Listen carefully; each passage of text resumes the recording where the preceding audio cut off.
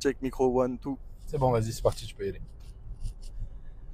Ok, donc à l'époque j'étais en couple avec une copine avec qui j'étais depuis que j'avais 17 ans. Donc on s'est rencontrés en école de commerce, c'était mon premier amour, amour de jeunesse, amour fou, amour passionnel. D'accord.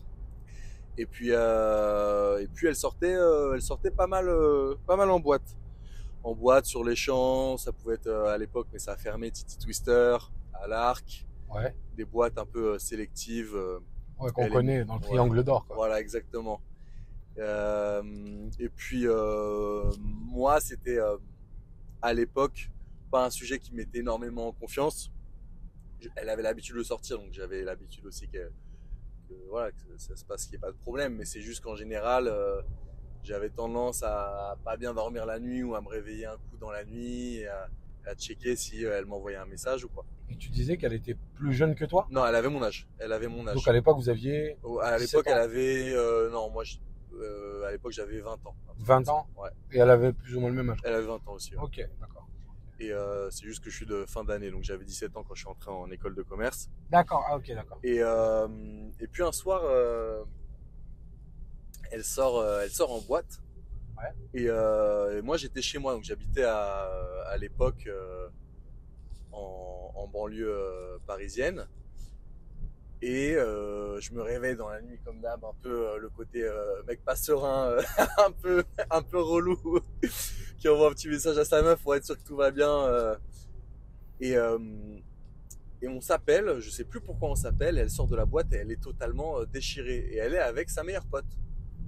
Et moi, je dis à sa meilleure pote, je parle au téléphone avec sa meilleure pote, je lui dis écoute, là elle est déchirée, donc tu le prends. Elle savait même plus où elle habitait. Et le truc, c'est qu'elle avait l'habitude, quand elle buvait de l'alcool, de plus trop savoir où elle habitait, quoi. What the fuck is Elle that? perdait ses sens, enfin, moi, ça m'est déjà arrivé de l'avoir au téléphone et je lui dis t'es où? Elle me dit je sais pas, je suis dans une salle et il fait tout noir. Ouais, c'est pas très rassurant, quoi. Ouais, pas très rassurant. Et je lui dis, enfin, les trucs où essaie de trouver l'interrupteur, le machin, alors qu'elle est à un after work dans les locaux de la start-up où elle travaille. Elle était aveugle, elle, ou quoi? Et en fait, j'ai découvert après que c'était la descendante de Stevie Wonder, en effet. D'accord. Non, mais putain, en plus, non, je savais pas jouer de piano et tout, donc non, c'était c'est sûr. même pas tu vois, l'intérêt d'être aveugle, tu peux avoir une oreille musicale développée, quoi, rien du tout. Exactement. Et du coup, j'ai sa copine au téléphone qui elle-même est déchirée et je lui dis écoute-moi bien, tu la mets dans un putain de Uber et tu la ramènes chez moi. Et sa pote ouais machin et tout. Au final, et tu sais le truc où t'es pas serein, t'as d'autres gens au téléphone autour que tu ne connais même pas, tu vois, qui t'adressent là, tu vois. Ouais, tu sens le traquenard, tu dis c'est pas possible, c'est quoi? Et ouais, vraiment. C'est pas serein, ouais, c'est clair. Même moi en plus j'étais un peu du genre à me monter les films et tout. Et là, j'ai un couple au téléphone. Ils me disent, écoute, je dis, bah écoute, j'ai ma copine là, qui est totalement déchirée. Sa pote, elle sait pas s'occuper d'elle. Elle est même partie, elle l'avait laissée. Ah ouais, carrément. Je lui dis, ouais, non, mais une très bonne pote, hein. Ah, et je lui dis, bah écoute, c'est très bons amis. Est-ce que vous pouvez faire un truc? Vous rentrez avec elle en une. Et ensuite, vous demandez de prolonger la course et garder mon numéro de téléphone. Je vous paierai, je vous ferai un Lydia demain ou je sais pas quoi. Elle me dit, ok. C'est marrant parce que c'est exactement ici. Là que ça s'est passé, là où on est en train de passer là. Et là je vous dirai pas où on est, mais on est dans un endroit voilà. Vas-y, ok. Et on est au bois de Boulogne. Pour l'histoire, je vais le raconter. C'est vraiment, je pense, ici que donc il dépose les deux premiers. D'accord. Et moi je l'ai au téléphone et je lui donne mon adresse. Il dépose les deux premiers. Il dépose le couple avant, qui a pris la fille. Et donc ma copine était montée avec eux. Et je dis je téléphone j'ai le numéro je téléphone à ma copine et je lui dis passe-moi le. Je lui dis voilà l'adresse, vous la déposez là. Ouais. Et il me dit je lui dis vous pouvez me passer votre téléphone machin. Il me dit ouais t'inquiète machin je sais pas quoi. Ma copine je l'ai au téléphone et là elle me dit ouais je suis fatigué machin et tout. Et tu commences à sentir partir. Elle commence à s'endormir parce qu'elle s'endormait n'importe où, mais genre vraiment n'importe où. Et là j'appelle. Plus de batterie, plus rien. On est exactement ici au bois de Boulogne et dans une voiture. j'ai plus de signal, j'ai rien. N'hésite pas à liker et à partager, cela te prendra que quelques secondes. Ça m'aide à faire grandir cette aventure et à te proposer encore plus d'histoires folles en VTC. Ne fais pas ta pince, c'est gratuit. Merci d'être là et on continue le trajet ensemble. Je rappelle, téléphone coupé. Il est 3h du mat.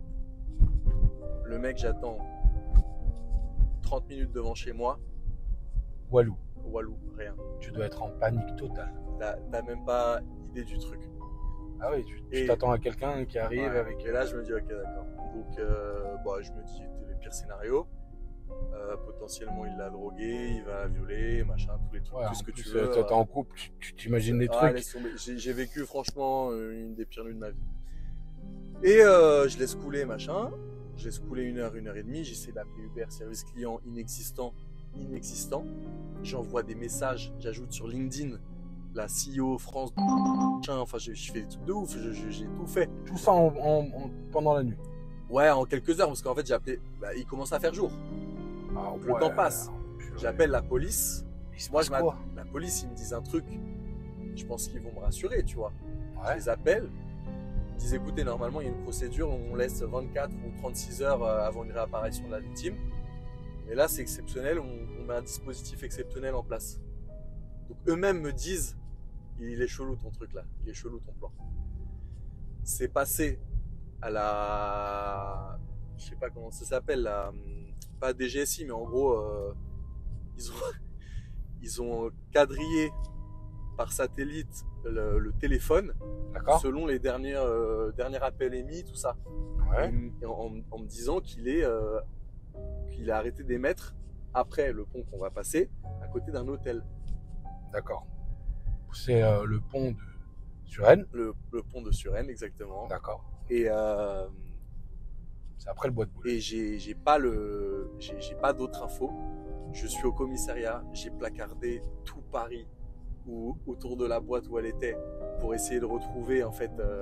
Ouais, ne serait-ce qu'à une amie ou. J'ai mis une photo, machin, même de retrouver pour le couple, parce qu'à l'époque j'avais pas d'infos. Même le couple qu'il avait pris, tu vois, si le matin ils se lèvent de leur appartement, parce que je savais à peu près où est-ce que eux ils s'étaient arrêtés, tu vois, mais dans quel quartier, genre je savais même pas quelle rue ou quoi, je savais juste à peu près dans quel quartier, de quel arrondissement. Et je suis au commissariat et il est 11h du matin. C'est-à-dire que de 3h à 11h du mat, Il s'en est passé. Hein. t'imagines juste les étapes par lesquelles je suis passé. Moi, je réveille mon frère qui habite même pas chez moi, avec sa voiture, on va placarder, on se retrouve dans une imprimerie claqué au sol à je sais pas quelle heure du matin à essayer de placarder tous les endroits. Mine de rien, tu as aussi la honte un peu toi de placarder, enfin tu sais, tu te retrouves Voilà, bien sûr. dans un film.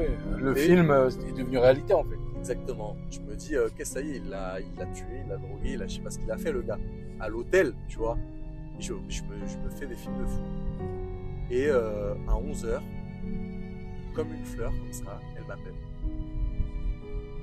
Ouais, je me suis endormi dans... Ah, Je lui dis, attends, t'es où là? Il dit, ouais, il est en train de me ramener chez toi. Je lui dis, attends. Le gars là, il est en train de te ramener chez toi, mais pourquoi il t'a pas réveillé et tout? Il dit, ouais, parce qu'il avait pas l'adresse. Et du coup, il m'a laissé dormir dans son je sais pas quoi. mais Je non. lui dis, attends, le gars, je lui ai donné l'adresse au téléphone, il m'a dit dans combien de temps il arrivait, de quoi tu me parles?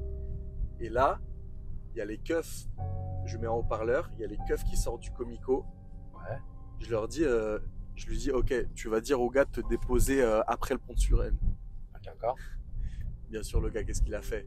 Il est venu. Il est venu, sauf que à un moment, il y a une voiture qui arrive, il y a les keufs qui sortent du comico à 4, Ouais. flingue à la main et tout, qui arrêtent une voiture comme ça. Mais genre, ils étaient déter, en mode cow-boy. Sauf que lui, il l'a déposé avant le pont de Suresnes. Il l'a laissé marcher à pied. D'accord. Il a senti la patate. Il a senti la patate. Là, je l'aurais tué. Franchement, dans l'état, enfin, c'est des trucs, c'est indescriptible. Genre, Ouais, c'est bien juste en sûr. termes d'émotion. Et là, tu sais, je lui dis, est-ce que tu te rends compte de ce qui vient de se passer? En fait, il y a un déphasage total entre elle qui débarque un peu comme une fleur. Ouais, parce que pour elle, c'est juste un sommeil. Mais toi, t'as vécu le pire pendant toute la nuit. Quoi. J'ai vécu. Mais surtout, je sais à cette heure-ci pas ce qui s'est passé. Jusqu'à maintenant. Elle me dit, en gros, elle avait ses règles, donc elle avait une culotte, il y a une serviette, tu vois. Et moi, je pense qu'elle s'est fait violer, tu vois. Elle me dit, c'est impossible parce que j'ai encore ma serviette et tout, tu vois, sur moi. Et je lui dis, on va à l'hôpital, on va faire un test, j'en ai rien à foutre, machin. Et elle me dit, non, machin, elle était en train de chialer et tout. Et j'ai le keuf qui me dit droit dans les yeux, il me dit, non, mais vous avez pas compris, en fait, c'est soit elle vous a trompé, soit elle s'est fait violer, mais il n'y a pas d'autre option. Oui, voilà. Et moi qui, déjà, j'étais en PLS, j'avais envie de lui insulter tous ces morts. Ouais. Et au final, j'ai jamais eu le fin mot de l'histoire. Elle me dit juste qu'elle s'est endormie, elle s'est réveillée à Port-Maillot à l'arrière. Ouais. Et qu'ensuite le gars il l'a déposé ici. Et moi j'ai juste une question, c'est pourquoi le gars c'est son taf de faire des sous, il a laissé une meuf dormir pendant 7 heures dans son... 7 heures, non c'est ça, 7 heures dans son... Et jusqu'à maintenant t'as aucune réponse. Jusqu'à maintenant j'ai aucune réponse, surtout qu'il a été quadrillé. Ici là, alors que le téléphone il s'est éteint avant vers Port-Maillot. Et le comico il est juste là au moment où je vais sortir. Je termine mon histoire. Voilà. Incroyable. Et pendant des années, j'ai pas arrêté de penser à cette histoire à chaque fois que je passais devant le commissariat. Et voilà. Et c'est la fin de cette histoire. Bah écoute, merci en tout cas. À la fin de chaque interview, je pose une question qui est rapide. Le céréal, avant ou après le lait? C'est ouf parce que ce matin, j'ai mis des céréales dans mon bol et j'avais plus de lait. Et je les ai bouffés sans le lait. What the fuck is that? Jamais. Bah écoute, merci en tout cas d'avoir participé à ce podcast. C'est gentil, c'est plaisir.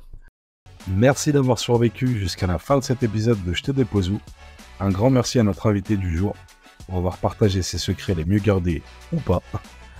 Si cet épisode t'a plu, et même si c'est pas le cas, abonne-toi, laisse un commentaire et partage à tes amis, ta famille, même ton chien. Suis-nous sur Instagram, TikTok, YouTube, Spotify pour des mises à jour et des nouvelles anecdotes. Ne manquez pas mon prochain épisode qui sera diffusé dans 2 semaines, le jeudi. Enfin, je vais essayer, promis. Pour toute question, suggestion ou simplement me dire bonjour, vous pouvez me contacter via tous mes réseaux sociaux. À bientôt pour une dose de fun et de folie sur Je te dépose où. Et n'oublie pas, la vie est trop courte pour s'ennuyer. À la prochaine. Ciao.